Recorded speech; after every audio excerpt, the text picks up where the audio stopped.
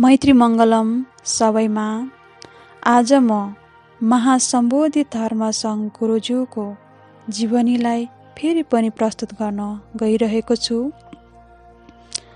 तपस्याको क्रममा उहाँ गुरुज्यूले झरी बादलको पानी, जमिनको चिसो र जाडो मौसमको कठ्याङ्ग्रिदो शीतलहरबाट हुने अपार दुःख पीडाहरू झेल्दै गर्दा, त्यसमाथि सर्पको टोकाइ, कहिले बिच्छीको टोकाइ, खजुराको टोकाइ त कहिले धमिराको टोकाइ, त्यसै गरी शरीरभरि सदाबहार लामखुट्टे र अन्य कीटपतङ्गको अनगिन्ती टोकाइबाट हुने दुःख पीडा मात्रै नभएर केही नकारात्मक दुष्ट मानव तथा दानवहरूबाट हुने विघ्न बाधा र त्यसबाट हुन सक्ने मृत्युसँग लड्दै आफूलाई भन्दा पनि असीमित सर्वमैत्री भाव, करुणा, दया र कृपा दृष्टि सर्व प्राणीहरूलाई गर्नु भएर जगत कल्याण हेतु महाकठोरतापूर्वक धर्मको अभ्यास गर्नुभयो। जब नकारात्मक केही मानवको अविश्वास र शङ्काले भरेको त्यो दुष्ट व्यवहारको परिणामस्वरूप उहाँ गुरुज्यूको महादुर्लभ परमात्मा सत्य धर्मको कठोर खोजमा अधिक विघ्न बाधा वा असर हुन थालेपछि बाध्य भएर शान्त स्थानको खोजीमा उहाँलाई अन्य विभिन्न स्थानमा तपस्या गर्नु परेको थियो। एकान्त र शान्त ठाउँको खोजीमा अनेकौं कठिनाइपूर्ण यात्रा गर्ने क्रममा तिनै जङ्गली झार पात, झाडी, बुट्यान र रुखको काँडाहरूले चिथोर्दा कैयौं शरीरभरि घाउ भए।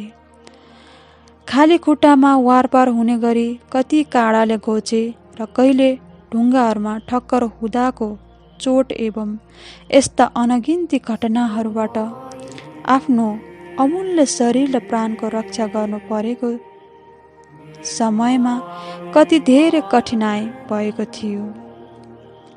त्यसमाथि पनि झनै केही गलत विचारधारा बोकेका तिनै दुष्ट व्यक्तिहरूको अनावश्यक पछ्याइका कारण के कस्तो र कति बाधाहरूको सामना गर्नु परेको थियो उहाँ गुरुज्यूले त्यो हामीले सोच्नु पनि सक्दैनौँ। आफू किञ्चित पनि विचलित नभई मारहरूसँग लड्दै मात्र आत्मामा सर्व जगत प्राणी र संसारको हितको निमित्त चिन्तन मनन गर्नु भएर परमात्मा गुरुहरूप्रतिको तप र जप ध्यानमा कुनै अवरोध नबनाई कठिन चुनौतीहरूको सामना गर्नु परेको थियो। उहाँलाई जङ्गलका ती सर्व प्राणीहरूले जसरी आफ्नो रक्षा गर्नुपर्दा हरेक स्थितिहरूमा हरपल सचेतमा रहेर मृत्युसँग लड्नु परे झै उहाँले त्योभन्दा पनि अधिक हरेक क्षण आफ्नो शरीरको रक्षा गर्नुपर्दा कहाँ सरल थियो र। यस्ता मारहरू मध्येमा पनि सबैभन्दा ठुलो विघ्न बाधा र मार भन्नु नै नकारात्मक दुष्ट मानवहरूको व्यवहार थियो, जसले उहाँको तपस्या चर्यालाई अविश्वास र शङ्का गरेर जानी नबुझिकन पनि अशान्ति फैलाइरहेको अवस्था थियो। तर पनि आत्मविश्वासका साथ त्यसको प्रभाव सहेरै भए पनि गुरुज्यूले आफ्नो चेतनारूपी आत्मामा कुनै किसिमको असर हुन दिनु भएन। यस्ता दुष्ट मानवहरूप्रति पनि सर्वमैत्री भाव प्रकट गर्नुहुँदै आफूले गरेका महाधर्म र कर्म पुण्यको कारण यिनीहरू नारकीय कुण्डमा फस्नुबाट मुक्त होस् र कथम कदाचित कुनै समयकालमा यिनीहरूले गरेको सूक्ष्म धर्म पुण्यको फलले जति पनि गरेका दुष्ट कर्मको प्रायश्चित गर्न सकेमा एक दिन परमात्मा गुरुहरूको कृपा पाउन सकोस्, सत्यताको दर्शन होस् र बोध होस् भन्नुहुँदै आफ्नो मार्गको खोजमा निरन्तरता लागिरहनुभयो। हामी सामान्य मानवले उहाँको त्यो कठोर महात्याग र तपस्याको विषयलाई लिएर कसरी बताउन सक्छौँ?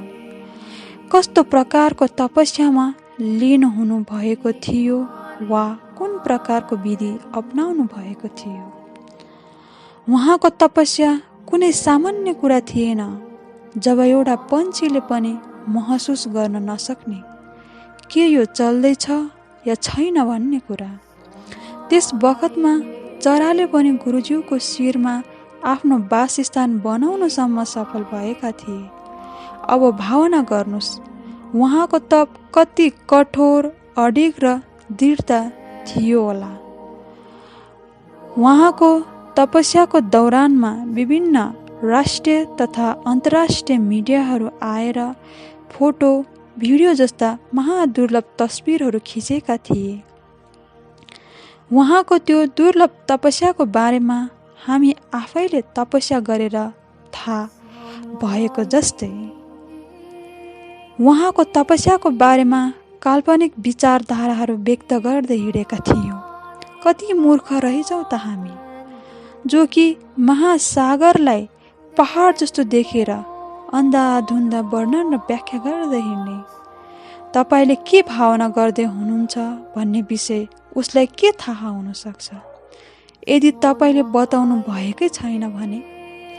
हो, त्यसै गरी जबसम्म उहाँको मुखार बिन्दबाट अमृत वचन हुँदैन तबसम्म कल्पना र अन्दाजको भरमा बोल्नु कसैको अधिकारमा छैन। जसले सेवन गरेको छ र अनुभव गरेको छ त्यसैलाई मात्र थाहा हुन्छ वास्तविक के हो भन्ने कुरा। जसरी आकाशमा पुग्नेले मात्रै आकाश यस्तो छ उस्तो छ भनेर बताउन सक्छ, आकाशमा पुग्दै नपुगेकोले कसरी आकाशको बारेमा बताउन सक्छ? उहाँ गुरुज्यूले तप गर्नुभएको तपस्याको प्रकार, विधि, गुण र विशेषता उहाँलाई मात्र थाहा हुने विषय हो। त्यसकारण कसैले सुनेको भरमा, अनुमानको भरमा र कल्पनाको भरमा बोल्नु कुनै पनि धर्मको मार्गमा उचित देखिँदैन। यो पूर्ण रूपले महागलत हुन जान्छ। परमात्माको समागममा सदा लीनमा रही हरेक अवस्था र स्थितिमा गरिने अभ्यासको समयमा कुनै बेला रुखमुनिको तपस्या त कुनै बेला रुखमाथि, हिलोभित्र, झाडीभित्र, जमिन मुनि त कहिले बाटो हिँड्दामा, यसरी उहाँले संसारमा रहेका मानव, पशुपन्छी, जलप्राणी, वनस्पति तथा सर्व जगतको हितमा एवं व्याकुल यो अनित्य संसार नष्ट हुनुबाट जोगाउन आध्यात्मिक सत्य धर्मको खोजमा आफ्नो सर्वस्व त्याग गर्नु भएको थियो। आफ्नो परिवार, इष्टमित्र, गाउँ, समाज, इकाइ र राष्ट्रप्रतिको सीमित माया ममतालाई त्याग गर्नु भई संसार नै आफ्नो परिवारको रूपमा अँगाल्नु भएर जाति, परिवार, समाज र राष्ट्र विशेषलाई मात्र नभई विश्वको निमित्त असीमित महामैत्री, करुणा, दयाभाव गर्नुहुँदै 6 वर्षसम्मको कठोर महात्याग र तपस्याको क्रममा हलखोर्याको वरको रुखमुनि अन्तिम ज्ञान प्राप्ति गर्नुभएको थियो। उहाँ गुरुज्यूले वचन गर्नुहुन्छ, शान्त र सुन्दर हलखोरिया, धार्मिक क्षेत्र जहाँ कल्प वृक्षको साथमा बोधिमार्ग दर्शन मैत्री धर्मका सांसारिक बोध गर्ने हजारौं भाव दर्शन, ज्ञान दर्शन र ध्यान दर्शन, जुन शाश्वत परमात्मा, सत्य ज्ञान गुण, विशिष्ट मार्ग र धर्ममा पूर्णता, परम सुखका ज्ञान गुणहरू प्राप्ति गर्नु भएको थियो। महासम्बोधित धर्म सङ्घ गुरुज्यूले सर्व ज्ञान गुण प्राप्ति गर्नुभएको उक्त पवित्र तपोभूमिको महत्त्व कति र कहाँसम्म छ भन्ने विषय हामी साधारण मानवताको सोचमा अटाउन सक्दैन। उक्त स्थानको महिमा र गुणगान अपार छ।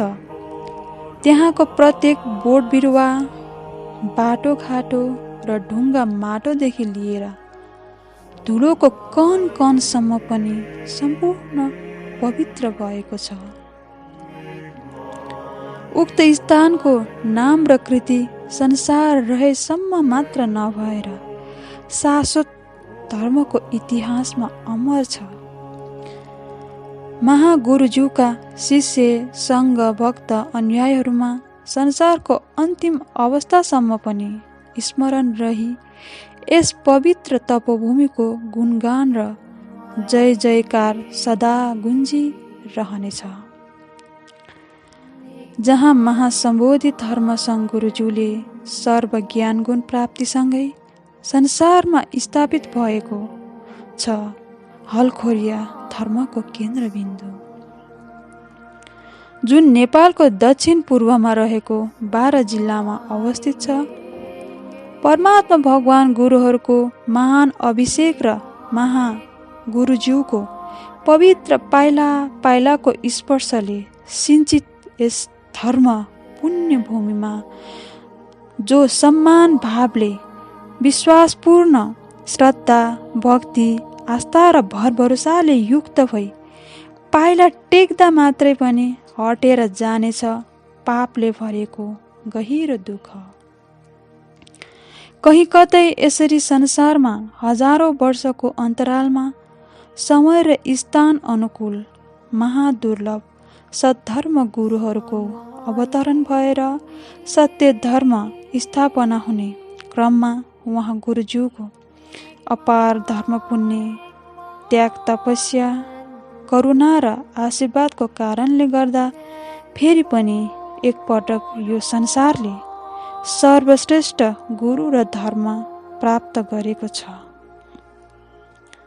ओहो, हामी मानवहरू कति धेरै सौभाग्यमानी छौँ, ताकि दुष्ट मानवहरूको गलत दुष्प्रयासका बावजुद पनि महासम्बोधि धर्मसङ्घ गुरुज्यूको यस महान सफलता र जितसँगै हामी सर्व प्राणीको पनि धर्म सफल र जित भएको छ। फलस्वरूप यस अनित्य संसारमा बोधि मार्गदर्शन मैत्री धर्मको विस्तार भइसकेको छ। पहिलो तपस्या स्थल रतनपुरमा स्थित पिपल वृक्षको साथमा उहाँ गुरुज्यूले 10 महिनासम्म एकै आसन गरी बस्नुहुँदा घाम, पानी, माटो, हावा र कीटपट्याङको कारणले जीर्ण भएको कपडा र त्यसमा पनि बिस्तारै धमिराले खाँदै आएर उहाँको अमूल्य शरीरको केही तल पछाडिको भागमा छिया छिया भएर रगतको धारा बग्दा पनि अधिक पीडा सहनु भएर संसारको हित तथा सर्व प्राणीको सुख हेतु आफ्नो शरीरको किञ्चित पनि परवाह गर्नु नभई तपस्या गर्नुभयो। त्यस समयमा शरीरमा छुँदा पनि थाहा नहुने पुरै शरीर खुम्चिसकेको, तातो के चिसो के कुनै पनि महसुस गर्न नसक्ने स्थितिमा यसरी परमात्मा सत्य ज्ञानको खोजमा महाकठोर तपस्या गर्नुहुँदा कमजोर भएको शरीरको फाइदा उठाई आक्रमण गर्न केही नकारात्मक दुष्ट व्यक्तिहरू षड्यन्त्र गर्दै दम तयारी भइरहेको अवस्था थियो। संसारको निमित्त प्राप्त गर्नुभएको ज्ञानमा भाव विभोर हुँदै तपस्यामा बसिरहनुहुँदा साँझपखको समयमा अचानक, हे तपस्या मुनि उठ्नुहोस्, तपाईँको मृत्यु हुँदैछ भनी आकाशवाणी भएपछि तत्काल उहाँ गुरुज्यूले ध्यान दृष्टि गर्नुहुँदा साक्षात् भगवानको दिव्य दृष्टिबाट हरियो र पहेँलो ज्योतिर्मय प्रकाश शरीरमा प्रवेश हुँदा अग्निशक्ति प्रकट भएको थियो। उक्त अग्नि शक्तिको तेजले शरीरको वस्त्र खरानीमा परिवर्तन भएको थियो, तर उहाँको भौतिक शरीरमा कुनै क्षति नभएको अवस्थामा।